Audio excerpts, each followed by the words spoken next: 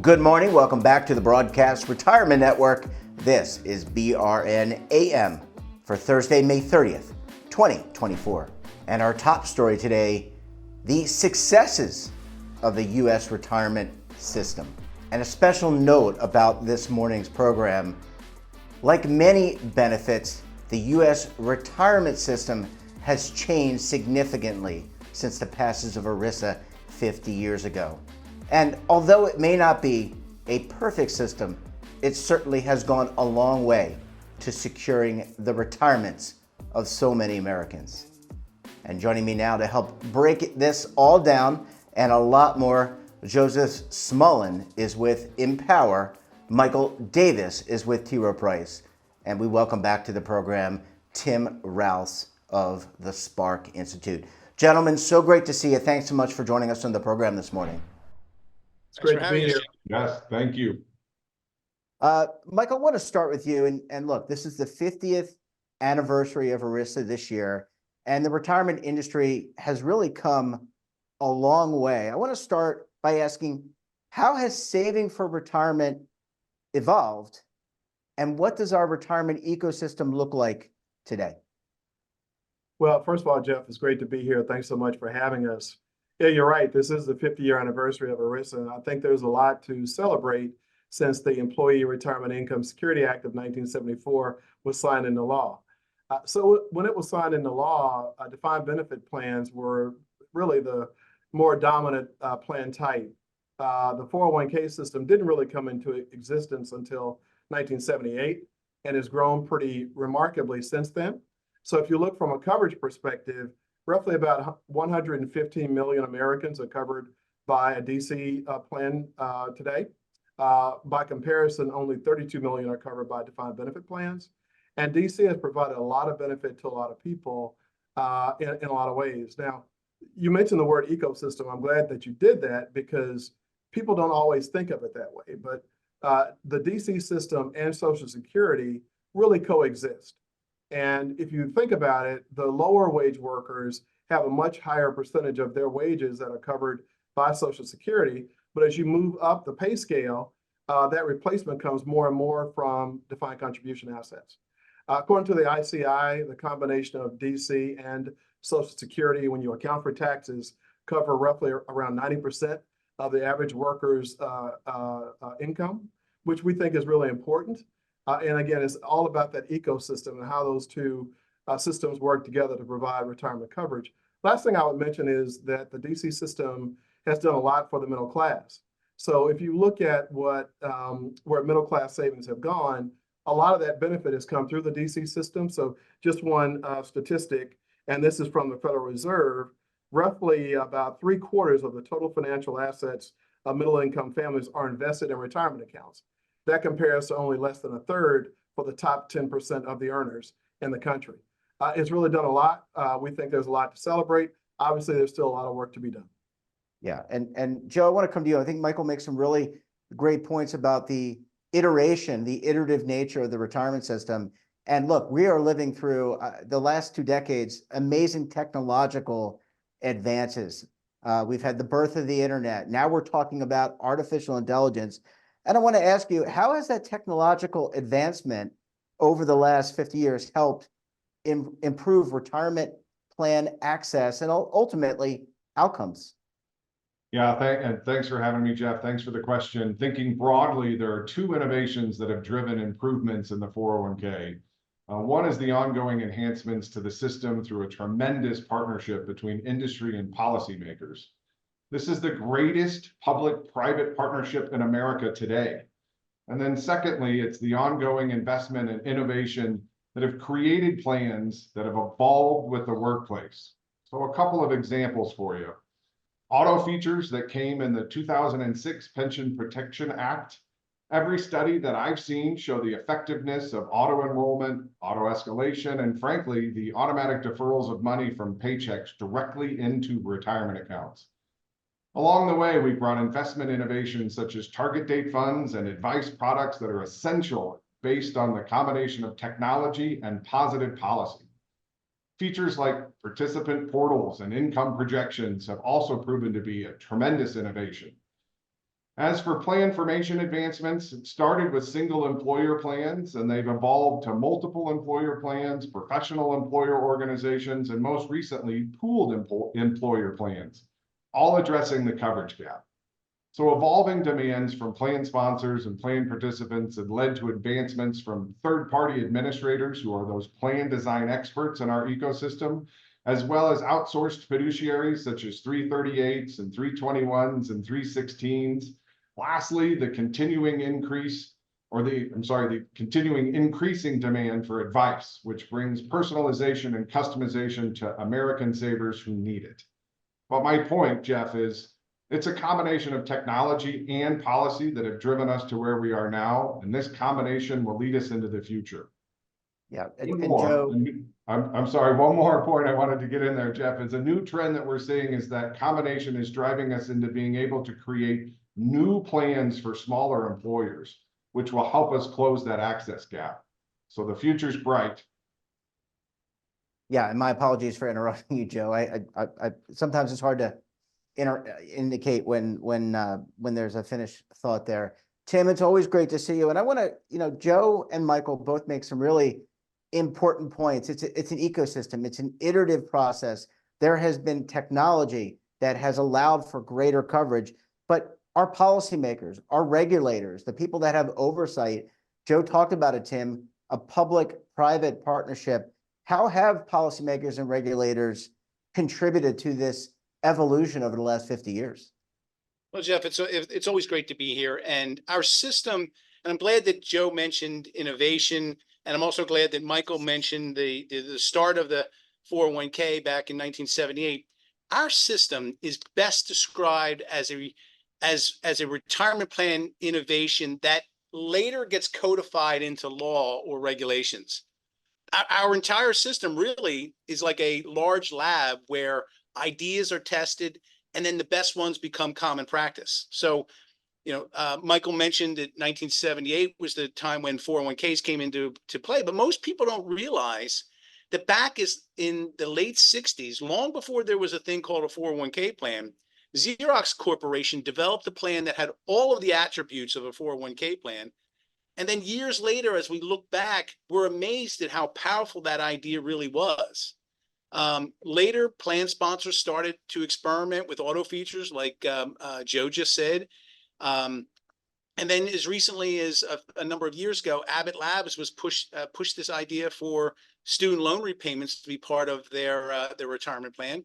And the Secure 2.0 legislation said, hey, that's a great idea. Let's make it available for all plans. So our system really is a growing, adapting, and living system that changes to meet the needs of our changing workplace. Yeah, really, really well said, gentlemen. And I need to take a very quick break. When we come back, we're going to talk about some future improvements that can be made to the retirement system. You're going to want to stay tuned right here on BRN AM.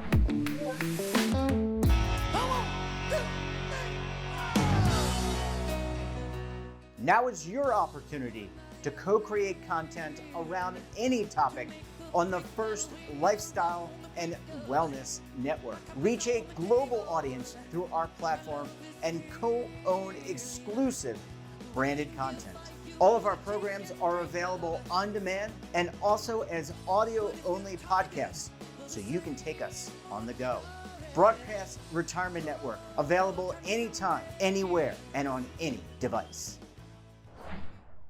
Welcome back. We're joined this morning by Tim Rouse of the Spark Institute, Michael Davis of T. Rowe Price, and Joseph Smullen of Empower. Gentlemen, thanks so much for staying with us this morning. Really appreciate hanging around for segment number 2. Sure. Well, thank you. And we've had a great conversation in the first segment about what I would call all the successes of the retirement system, including coverage, personalization, all the technology, the evolution of the ecosystem. But like any system, it's not perfect, and there are areas that can be improved upon. So, Michael, I want to start with you. We'll go right down the line. What are some areas that you see, areas of opportunity where we could do better in the U.S. retirement system? Well, thanks so much for the question. It's a great question. In the first segment, we talked a lot about the benefits that the system had really delivered for a lot of working Americans. But the truth of the matter is there are all too many Americans who are not covered. And there's an opportunity and a need to make sure we extend these benefits to a wider group of people. So there are some measures that are being discussed in Washington and other places to sort of encourage that. So there's a bill, Richie Neal has a bill, I think it's the auto IRA bill, that would sort of extend these benefits to a wider group of Americans. Also, Treasury and others have been working on a saver's credit that would encourage the creation of a lot of plans, certainly at the smaller end of the scale. And then also the states in many cases have launched these auto IRA programs within the state that if you're not working at a place that has an active plan, you can opt into the state-run plan. That has led to a lot of plan creation. That has expanded coverage. At the end of the day, the coverage issue is one that we really do need to solve. The other key question I would sort of put on the table is around sort of the racial and the gender savings disparities. We have seen in a lot of the data that women, people of color are saving at a lower rate than others. And we do find that in places where you do have coverage, in places where you do have auto features, you can serve to sort of minimize some of those disparities. So I think it makes a really big case for coverage, makes a really big case for auto enrollment, auto escalation, to try to eliminate, not maybe entirely, but certainly do the best you can to close that gap so people are all saving at the same rate. Yeah, and Joe, Michael makes some really good suggestions in terms of the opportunities. You talked about technology in the first segment, but where are the opportunities as you see them? Yeah, first, I thought Michael's answer was very thoughtful. I think similarly, the greatest opportunity we have is expanding access in the micro and the startup markets. Frankly, smaller employers and their employees have been left out of the system, and this excuse making is over. There are very few barriers to plan creation today. We have the technology and the partnerships across the industry to create at low risk, very low cost, and low burden for small employers plans. We have policy improvements and tax incentives in place to execute immediately. And if you listen to Cirilli, they think that there could be as many as 1 million plans in the system by the end of 2029, Jeff, and I agree with them. This is our opportunity to improve the financial security of tens of millions of Americans who work for smaller employers. Well, Tim, Joe and Michael make some really great points in terms of the opportunities. A policy suggestion that I think has been talked about is to eliminate the tax deferral status of the 401k and to use that tax savings effectively to shore up Social Security. First, is this a meaningful policy suggestion? I hope not, Jeff. And let me clear up some confusion. The 401k system is built on tax deferral, not a tax expenditure. This is critical for your viewers to understand. Tax deferrals allow taxpayers to delay paying taxes on certain income until a future date. This mechanism does not eliminate tax liability, but just postpones it. In the case of 401ks or IRAs, contributions are made mostly with pre-tax dollars, and taxes are later paid when the money is withdrawn during retirement.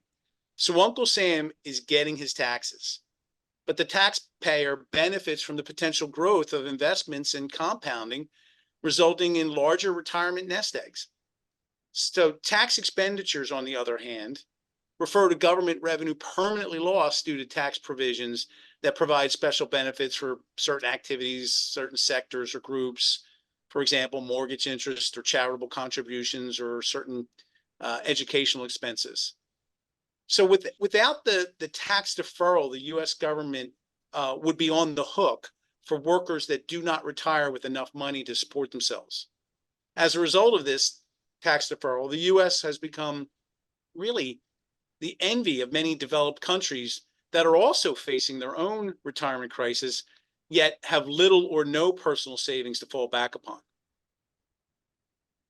Well, gentlemen, we've had I think, a very thoughtful discussion today, and which I hope this is the first of many conversations, because I think there's a lot of success and a lot of work to be done.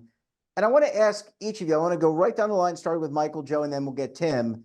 Michael, what are two takeaways that the audience, and we've got a vast audience here, so What are two things that the audience members should take away, not just from what you said, but from the whole body of work during this conversation? Well, again, thanks so much. This has been a great conversation. The 2 points I would make is, again, going back to this point of ecosystem, retirement in the United States really is an ecosystem. And you cannot really separate Social Security from private savings. And for most people, that's defined contribution. They work in tandem, and they work in tandem very well. And I think it's a false choice to say one or the other. It really is both. And they both deliver a ton of benefit to the United States public.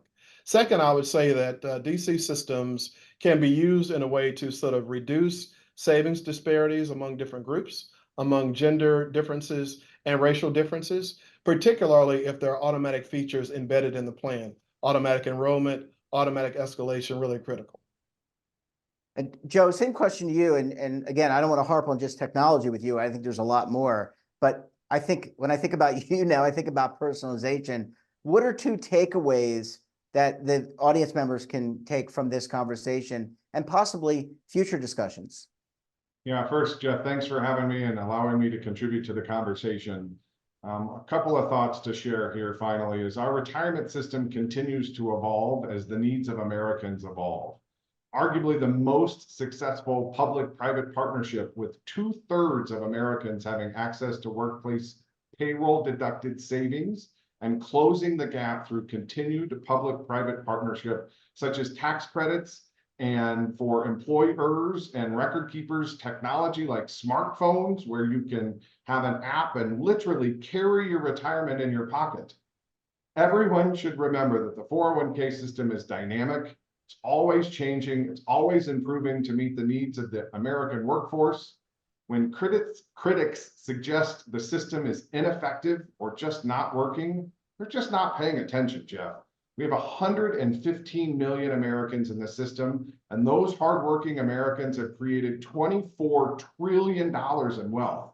This is the best system that we've ever had, and it's only going to get better. Yeah, it's the best system on earth, Tim, at least from this person's perspective. I want to get you to kind of round it out, Tim, because you have a very interesting position as the executive director of Spark. You're championing a lot of the things we've talked about this morning. What are two takeaways our audience can take away from this conversation today? Well, I couldn't agree more with both Michael and Joe that the deferred tax system that we've set up for retirement has been an enormous success over the last 45 years. And Joe mentioned all of the Americans that are saving.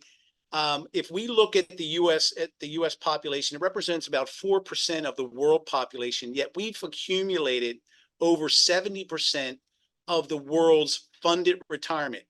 So what does that mean? That means that much of the rest of the world is dependent on the future unfunded promise by their government to provide for retirement security. And so the U.S. system is in far better shape than most of their neighbors. Yeah, absolutely. Well, gentlemen, it's a pleasure to talk to you. And look, I think, as I said before, this should be the first of many of these types of conversations. Really enlightening. Thanks so much for joining us. And we look forward to having you all back on the program again very soon. Thanks for having us, Jeff. Yes, thanks, Thank Jeff. you. And that wraps up this episode of BRN AM. Have a topic of interest? Someone you think we should talk to? Drop us a line. And don't forget, for all the latest curated news and lifestyle, wellness, finance, tech, so much more all in one place, check out today's edition of our daily newsletter, The Morning Pulse. Want to search our archives, check out our latest content? Then visit our website. We're back again tomorrow with another edition of BRN AM. We'll have a very special guest and, of course, another important topic. Until then, I'm Jeff Snyder. Stay safe, keep on saving, and don't forget, roll with the changes.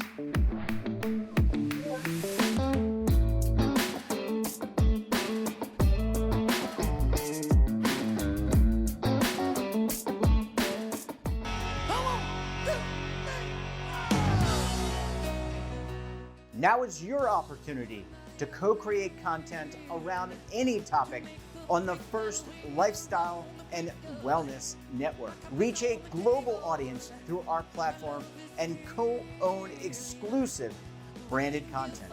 All of our programs are available on demand and also as audio-only podcasts. so you can take us on the go. Broadcast Retirement Network, available anytime, anywhere, and on any device.